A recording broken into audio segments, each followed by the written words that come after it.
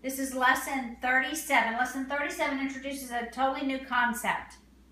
It's very similar to weighted averages. It deals with chemical compounds. And atoms combine to form chemical compounds. This will help you in your chemistry.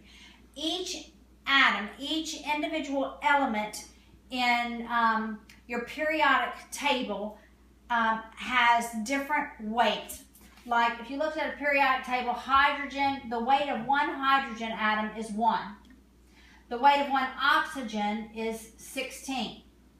So if we looked at one water molecule, we could figure out the weight of that entire molecule. So if we have 2 hydrogens and each one of them weighs 1, then the total weight of the hydrogen is 2 times 1 or 2. For the oxygen, we only have 1 of them, so your subscript, if there's not 1, it's assumed to be 1. Your subscript tells us how many of those elements we have, or atoms. We only have 1, so its weight is 16, so it has a total weight of 16. So that the total weight of one molecule of water is 18. And from this, we can come up with ratios, like hydrogen to the total is 2 to 18, right? Or oxygen to the total would be 16 to 18. And this is the molecular weight, or the weight of one molecule. So if I said then that of water, I have, let's say, 3,200. My molecular weight of the water that I have is 3,200. I could figure out how much oxygen, the oxygen in this compound weighs by cross multiplying. You see that? 16 over 18 equals X over 3,200. And I would cross multiply and solve for X. Let's look at one of the examples in the book. Let's look at 37.2 on page 168. 37.2 says the chemical formula for ammonia is NH3. This tells us that for the total NH3, we have 1 nitrogen and we have 3 hydrogen atoms. All right? And if we have a total of 510, if the total weight of this compound that I have is 510 grams of ammonia, we would want to know how much nitrogen.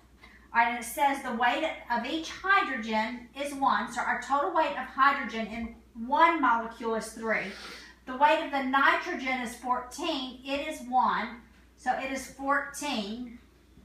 The total weight of one compound, the total molecular weight of one compound of ammonia would then be the 14 plus the 3, or 17. So then we can cross multiply. I put 14 over 17 equals, do you see that? See my cross multiplication? X over 510. I cross multiply and I can solve for X. I end up with 17X equals 14 times 510. Then I divide by 17, and X equals our nitrogens, right? This is X, which is the number of the nitrogen. The nitrogen is going to weigh 420 grams. In example 37.3, we have a larger compound. We have ammonium chloride. So we have nitrogens, and ammonium chloride is made up of 1 nitrogen, 4 hydrogens, and 1 chlorine. And so this is our total compound.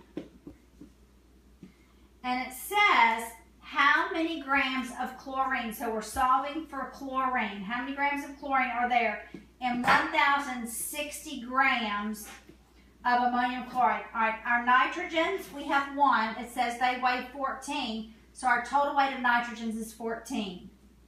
Hydrogens, we know, weigh 1, so our total weight of hydrogens is 4. Chlorines weight, we have 1, and it weighs 35, so our weight there is 35. Adding these up, we have, that's 13, 3, 4, 5, and then I would simply cross multiply. So we have 53 times the weight of our chlorine equals 35 times 1,060. To solve for our chlorines, we divide by 53. And our chlorines weigh 700 grams. The second part of the lesson is on parallelograms. So to do a quick review, let's look on the top of page 169. It says special properties, the 4 special properties of a parallelogram. We know that a parallelogram, the opposite sides are parallel in any parallelogram, right? Such that that side is parallel to that one and that one is parallel to that one, okay? So you have 2 sets, 2 pairs of parallel sides. Not only are they parallel, but the opposite sides are also equal in length. So that we would have the length of 1 equals the length of 2. The length of 3 equals the length of 4. We know in a parallelogram that opposite angles are equal. So if we label this angle 5, that angle 5 would equal angle 6. And then these 2 angles would be equal. We also know in a parallelogram that consecutive angles are supplementary. So that if I labeled this 7, 5 plus 7 would equal 180 degrees.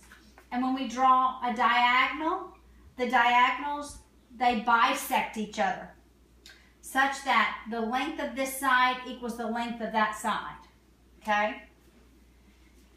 And you can work those problems. Also, there, you can find, so your problems deal with finding the lengths of sides or finding the lengths of the diagonals. And you're going to use those properties in calculating that. And we will go over some any questions you have in class tomorrow.